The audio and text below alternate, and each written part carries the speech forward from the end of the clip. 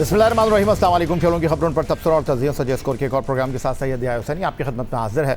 Pakistan cricket team Pakistan के test wicket keeper Sarfaraz Ahmed की सरबराही में वेस्ट इंडीज़ में 2 टेस्ट मैच और इंग्लैंड में 3 टेस्ट मैचों के लिए 13 जुलाई को रवाना हो रही है इस्लामाबाद से। वेस्ट इंडीज़ में 2 टेस्ट मैच खेलने के बाद पाकिस्तान इंग्लैंड के साथ 3 टेस्ट मैचों पर मुश्तमिल सीरीज़ में शिरकत करेगा और आईसीसी टेस्ट चैम्पियनशिप 2025-27 में पाकिस्तान की ये पहली वाहिद सीरीज़ होगी जो कि 3 टेस्ट पर मुश्तमिल है। आईसीसी टेस्ट चैम्पियनशिप में इस वक्त 9 टीमों में पाकिस्तान का 9वां नंबर है। पाकिस्तान क्रिकेट टीम के दौरा वेस्ट इंडीज़ और इंग्लैंड पर गुफ्तगू करने के लिए स्टूडियो में हमें ज्वाइन कर रहे हैं पाकिस्तान क्रिकेट बोर्ड की सिलेक्शन कमेटी के साबिक़ सरबराह साबिक़ चीफ सेलेक्टर तौसीफ़ अहमद साहब, खुशामदीद कहेंगे आपको।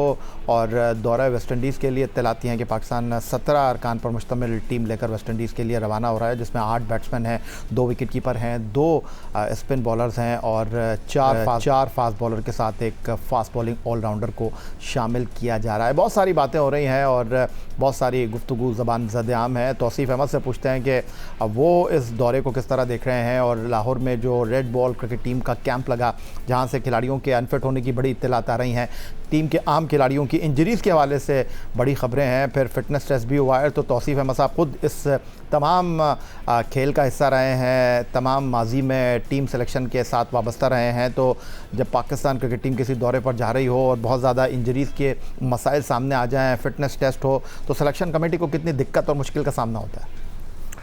ये फर्स्ट टाइम ऐसा हुआ है कि हमें जो है इंजरीज़ की इत्तलात मिल गई हैं। यूँ कि बीच में हमारे टाइम में भी 1-2 जो भी थी उनको छुपा लिया गया। और मैं ऑनेस्टली बात अगर आपसे करूं ना, कि जिन लोगों के लिए आया है ये पहले भी फिट नहीं थे और लोग भी जिसका अभी जिक्र नहीं हो सका है, अभी ये होना शुरू हो गया कि शायद सऊद शकील जो हैं वो तैयारी में हैं, फिट हो जाएंगे। आई थिंक इतना चांसेस कम होते हैं। और अगर सही मानों में, अगर मैं पहले भी कह चुका हूँ कि आपकी फ़िटनेस अगर सही देखी जाए, ये पहले भी नहीं करते थे। सऊद शकील की बात कर लूँ मैं, सऊद शकील को मैं कराची की उसमें देखा है मैंने, ये 100% फिट नहीं थे। और मैं इसीलिए जोर ये देता था कि भाई देखो, इनकी फ़िटनेस को आप तरीके से देखो। अभी आपके जो नए जो आए हैं मेडिकल उसमें, तो आप वो जो बता रहे हैं और जो वो करवाएंगे, आई होप कि वो पूरा हो जाए। अव्वल तो होने वाला चांस कम है। उन्होंने जितनी भी चीज़ें निकाली हैं वो ज़ाहिर फुटबॉल के उससे सारा निकाल के जो है वो पाकिस्तानी टीम को उसमें किया है, पहले भी कर चुके हैं। तो आई थिंक मेरा ख्याल ये देखना चाहिए कि इस खेल में बॉलर को क्या नीड है, फिटनेस की, बैट्समैन को क्या है, ये 2 चीज़ें, और फील्डिंग का तो है ही मेयार जो भी है।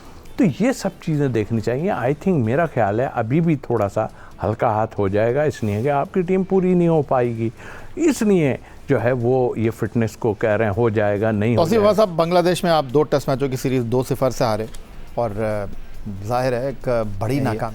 और माजी में हुआ ये करता था कि बांग्लादेश चाहे पाकिस्तान आए, चाहे बांग्लादेश को हम बांग्लादेश में खेलें, ऐसा हुआ नहीं कि बांग्लादेश ने हमको 2-0 से हराया है, लेकिन हमें होम ग्राउंड पर भी वो 2-0 से हरा कर गए, अपने ग्राउंड पर भी उन्होंने आपको 2-0 से हराया। और उसके बाद जो तब्दीलियाँ हो रही हैं टीम में, शाहीन आफरीदी को आपने रेड बॉल क्रिकेट टीम से टोटली आउट कर दिया, हसन अली इंग्लैंड में खेल रहे हैं, वो भी बिल्कुल आउट हो गए हैं। नोमान अली जिन्होंने माजी में पाकिस्तान के लिए अच्छी कारकर्दगी का मुजाहरा किया, उनको जनाब उम्र का बोर्ड लगाकर जो है वो दीवार से लगा दिया गया है। अगर बात करूं जो मेरे पास इत्तलात हैं, अम्माद बट जिनको आप बतौर फास्ट बॉलिंग ऑलराउंडर लेकर गए थे, वो भी इस दौरे में शामिल नहीं हैं। तो ये जो अब आपके पास रिसोर्सेज हैं जिनके साथ आप वेस्ट इंडीज़ और इंग्लैंड जाने के लिए पर तोल रहे हैं, तो इस टीम से आपको कितनी उम्मीदें वाबस्ता हैं? और बतौर चीफ सेलेक्टर आप माजी में जो आपका तजुर्बा और मुशाहिदा रहा है, सरफराज अहमद के लिए कितना आसान और कितना मुश्किल? देखिए, ये पुरानी स्टोरीज़ हैं ये सारी, और हम पहले भी ये इस पे बात बहुत कर चुके हैं। और जाहिर है कि जो इंसिडेंट हुए, कप्तानी, ये वो सब जो जितना भी कुछ था, उसने हमारी टीम का बहुत बिगाड़ किया और नज़र अब वो हमें इस सूरत में आ रहा है। आप इस वक्त मुश्किल हालात में हैं, वाइट और रेड बॉल की दोनों की उसमें, लेकिन आपका फोकस जो है वो मुझे फील ऐसा हो रहा है कि सारा वाइट बॉल के ऊपर है। ज़ाहिर है 20 का और 50 का है, लेकिन 20 पे ज़्यादा फोकस है। जो प्लानिंग कर रहे हैं ये आई डोंट थिंक सो, मेरा ख्याल ये प्लानिंग कामयाब हो सकती है कि भाई आप किसी को कैसे मना कर सकते हैं कि वाइट बॉल वो ना खेले या उसको सिलेक्शन ना करे। ये चीज़ें अभी आएंगी आगे चल के। रेड बॉल का आपका ताल्लुक है, देखें मुश्किल तो टूर है डेफिनेटली हर, लेकिन वेस्ट इंडीज़ का टूर ख़ास तौर पे मैं कहूँगा कि इतना होना नहीं चाहिए। थोड़ी सी फास्ट बॉलिंग को आपको संभालना चाहिए और फिटनेस, यस फिटनेस वहाँ होगी ज़ाहिर, हमने देखा, लेकिन ऐसा मुश्किल नहीं है। वो पिचेस भी ऐसी नहीं है कि आप जाके आप ऐसा करें, लेकिन आपको स्ट्रगल तो आप करते हैं फास्ट बॉलिंग पे।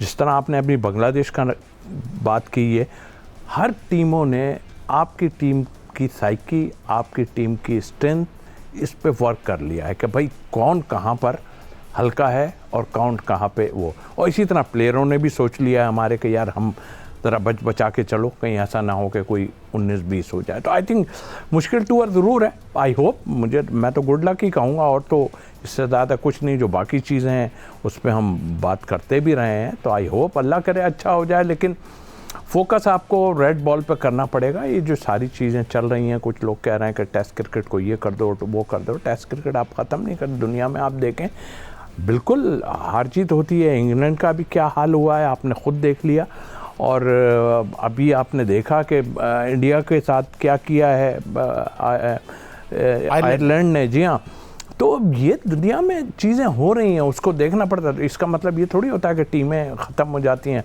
वो अपनी स्ट्रेंथ को देखते हैं, बनाते हैं, लेकिन हम अभी मुश्किलात का शिकार हैं बहुत। तौसीफ अहमद पाकिस्तान क्रिकेट बोर्ड की सिलेक्शन कमेटी के साबिक चीफ सेलेक्टर स्टूडियो में हमारे साथ मौजूद हैं। दौरा वेस्ट इंडीज़ और इंग्लैंड के लिए टीम का ऐलान नहीं हुआ है, लेकिन जो टीम के हवाले से इत्तलात हैं वो में कौन इस टीम में हो सकता है, कौन इस टीम में नहीं हो सकता। और गुज़िश्ता रोज़ लाहौर में पाकिस्तान क्रिकेट टीम के साबिक टेस्ट कैप्टन मोहम्मद रिजवान, साबिक नायब कप्तान सऊद शकील और T20 कैप्टन सलमान अली आगा का बाकायदा तौर पर फ़िटनेस टेस्ट लिया गया है। और कहा यह जा रहा है कि जो कौमी टीम की सिलेक्शन में ताख़ीर है उसकी एक बुनियादी वजह इन 3 अहम सरकर्दा खिलाड़ियों के फ़िटनेस टेस्ट भी थे। एक ब्रेक लेंगे, ब्रेक से वापस लौटेंगे तो हमारे साथ लाहौर से जियो न्यूज़ के नुमाइंदे सोहेल इमरान भी मौजूद होंगे। उनसे कुछ रेड बॉल कैंप के हवाले से इंसाइट लेंगे, टीम के ऐलान के हवाले से बात करेंगे। तौसीफ अहमद साहब हमारे साथ बदस्तूर मौजूद रहेंगे। मिलते हैं एक ब्रेक के बाद।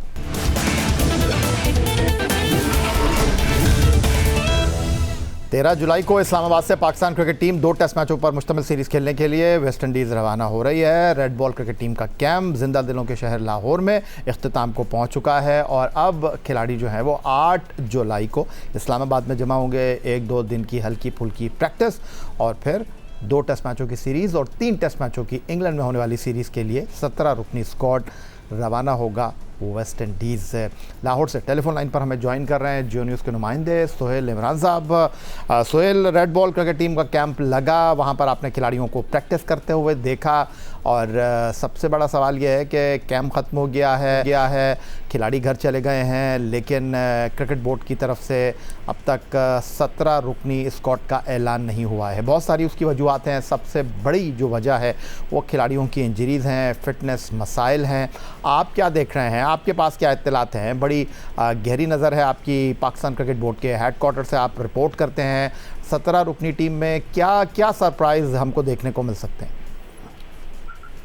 यही है बिल्कुल जो रेड बॉल का कैंप लगाया गया था कि बड़े अरसे के बाद यहाँ पर नेशनल अकेडमी और उससे मुतसिल LCC ग्राउंड में ये कैंप जारी रहा और इसमें लाहौर में शदीद किस्म की गर्मी थी और टेम्परेचर जो था वो 46 फीट लाइक पे चला जाता था। बल्कि 3-4 रोज जो आखिरी कैंप के थे उसमें तो बहुत ज्यादा गर्मी थी, लेकिन इसके बावजूद खिलाड़ियों ने बड़ी दिलचस्पी के साथ यहाँ पर प्रैक्टिस भी की और सिनेरियो बेस्ड मैचेस का भी एहतमाम किया गया था। और ये अर्ली मॉर्निंग शुरू हुआ करते थे और सिलसिला 12 बजे तक जारी रहता था, फिर दोपहर का सेशन हुआ करता था।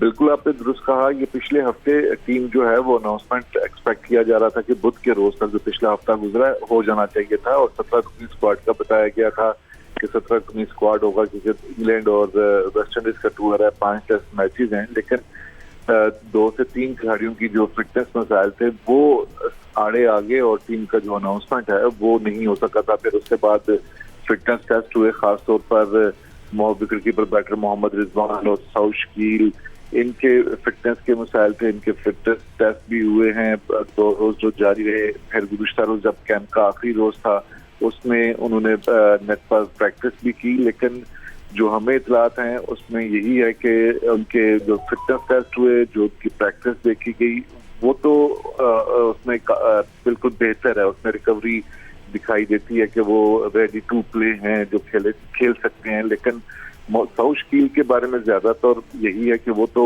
हैं ही हैं, टीम में होंगे वो लाजमी तौर पर, जो बताया जाता है उनकी फिटनेस। लेकिन मोहम्मद रिजवान के बारे में 100% इस वक्त कहना वो नहीं कहा जा सकता। इसी वजह से जो रोहेल नजीर हैं वो एक मजबूत कैंडिडेट हैं। दोबारा उनकी असेसमेंट की जा रही है, जो उनकी रिपोर्ट्स आई है फिटनेस टेस्ट के हवाले से भी, और जो गुज़िश्ता रोज उन्होंने प्रैक्टिस भी की है, तो उसकी रोशनी में उनके बारे में हतमी फैसला किया जाएगा। इसी वजह से 2-3 रोज जो मजीद हैं वो लग सकते हैं। और वैसे भी जो हमें इतलात हैं वो यही है कि 6 या 7 तारीख को अनाउंसमेंट किया जाएगा टेस्ट स्क्वाड का। तो उससे पहले अगर मजीद कोई उनके टेस्ट करवाए जानी है या उनकी कोई MRI वगैरह करवाई जानी है या कुछ दूसरे टेस्ट हैं, वो मुमकिन है कि हो जाए। तो दोनों सऊद शकील और रिजवान टीम में अगर इसके अलावा कोई और चीज सामने नहीं आती तो। सोहेल इमरान की गुफ्तगू आपने सुनी तौसीफ अहमद साहब, और माजी में आप खुद क्रिकेट बोर्ड की सिलेक्शन कमेटी के साथ वाबस्ता रहे, और होता ये था कि लोगों का इजलास चल रहा होता था और बाहर मीडिया पर जो है वो आपकी टीम अनाउंस हो जाती थी। आप लोग खिलाड़ियों की फ़िटनेस के बारे में जो है वो जांच कर रहे होते थे और मीडिया पर रिपोर्ट आ जाती थी कि इसका फ़िटनेस टेस्ट क्लियर हो गया है, ये फ़िटनेस टेस्ट में फ़ेल हो गया है। तो ज़रा कुछ बताइएगा कि क्या आप लोगों के एहसास और जज्बात होते थे और आप सोचते थे यार बैठे तो हम हैं और सेलेक्ट तो भारी हो गई है टीम? ताल्लुकात बड़ी अहमियत रखते हैं, हर उसमें ताल्लुकात बड़े अहमियत रखते हैं। और जाहिर है कि रिपोर्टर्स का काम ही ये होता है कि वो चीज़ों को निकालें। जिस तरह मुझे अच्छी तरह याद है कि हमारा सेंट्रल कॉन्ट्रैक्ट का भी हमने बात ही कही थी वहाँ अंदर बैठ के नजम सेठी के साहब के साथ, और बाहर स्लाइड चल गई थी और मेरा पता नहीं आप ही का चैनल था या स्लाइड चल गई थी उस पर कि ये है, तो वो शोर मच गया जी क्या। तो ये तो इनसाइड चीज़ें हैं ना बहुत सी उसमें। आपके फ़िटनेस की जहाँ तक ताल्लुक़ है, देखें अभी जो बात की है ना इमरान ने, मैं आपको सच बताऊँ, खैर यहाँ सरफराज डेफिनेटली सऊद शकील के लिए लड़ जाएंगे, चाहे वो फिट हों या ना हो, वो चाहे वहाँ बैठे जो है मीटिंग में नहीं बैठे, हालांकि उनको बैठना चाहिए था। जब वो रेड बॉल की मीटिंग हो रही थी वहाँ पे बैठना चाहिए था उनसे। इसका मतलब है कि वो यहाँ आन के वो ज़रूर बोलेंगे कि हाँ भाई सऊद शकील आधा भी है तो ज़रूर जाना चाहिए उसको, चाहे कुछ भी हो। यहाँ ये पोजीशनें हैं और होती रहेंगी। आप ये जो नाम आप ले रहे हैं ये डेफिनेटली इन्होंने जाना है, ऐसा नहीं है कि नहीं बहुत ही कोई अदाब पड़ गया तो आप सोचेंगे हाँ शायद कोई हो जाए, लेकिन मेरा नहीं ख्याल कि ये टूर से ड्रॉप हो सकते हैं, चाहे फिट हो नहीं हो। मैं तो डॉक्टर साहब से कहूँगा जो इस वक्त आए उनसे कहूँगा एकदम इतना हपड़ दपड़ ना मचाएं तो अच्छा है, इसलिए कि ये टीम टूर पे जा रही है। और इनकी फ़िटनेस के बारे में मैं बाहर बैठ के बता सकता हूँ कि अगर ये प्रॉपर तरीके से इनकी फ़िटनेस पहले से चेक हो रही होती ना, चाहे वो डोमेस्टिक में हो, डिस्ट्रिक्ट में हो, इसमें हो, उसमें हो, तो ये पता नहीं क्या हाल हुआ होता। ये सही था ही नहीं कुछ, इसलिए ये सब कुछ हो रहा था। बहुत शुक्रिया आपका। सोहेल इमरान साहब लाहौर से हमारे साथ मौजूद थे और पाकिस्तान रेड बॉल कैंप के हवाले से हमें इंसाइट दे रहे थे, बता रहे थे कि आने का इम्कान है, फिटनेस टेस्ट की क्या सूरत हाल है। माजिद भट्टी साहब रोज़ा कराची के सीनियर क्रिकेट स्पोर्ट्स कॉरेस्पॉन्डेंट हमें टेलीफोन लाइन पर ज्वाइन कर रहे हैं। साहब इत्तलात आ रही हैं कि पहली बार पाकिस्तान टीम के लिए अली उस्मान मुंतखब हो रहे हैं, अवैस ज़फ़र साहब मुंतखब हो रहे हैं, दाएं हाथ के तेज़ बॉलर उबैद शाह जो कि नसीम शाह के भाई हैं वो टीम के साथ ट्रैवल कर रहे हैं। और इत्तलात आ रही हैं कि गुज़िश्ता रोज़ जो मेडिकल टेस्ट हुआ है फ़िटनेस का test wicket keeper Mohammad Rizwan का हौसला अफजा है, लेकिन उनकी रिपोर्ट्स जो हैं वो कुछ इतनी हौसला अफजा नहीं है। इसीलिए कम से कम मैं यहाँ पर ये कह सकता हूँ कि बोर्डिंग कार्ड लेने के लिए रोहेल नज़ीर जो है वो बिल्कुल हाथ आगे बढ़ा चुके हैं और वो किसी भी वक्त मोहम्मद रिजवान को रिप्लेस कर सकते हैं। देखें, अली उस्मान अगर डोमेस्टिक के टॉप परफॉर्मर हैं तो बिल्कुल उनको मौका मिलना चाहिए। उबैद शाह ने परफॉर्मेंस दी है PSL में, वो अब टेस्ट टीम में आ रहे हैं।